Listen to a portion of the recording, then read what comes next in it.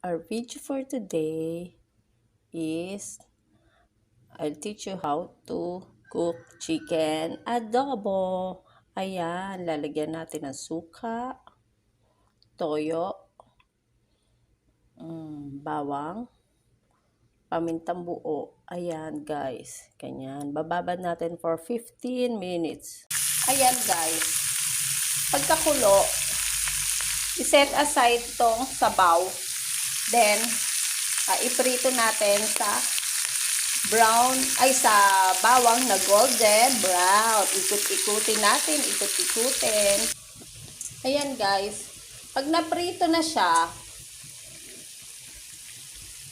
isali na ang kanyang sabaw kung saan siya pinakuluan.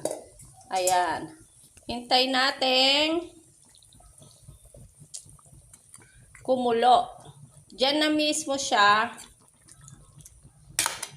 pinrito, dyan na rin siya.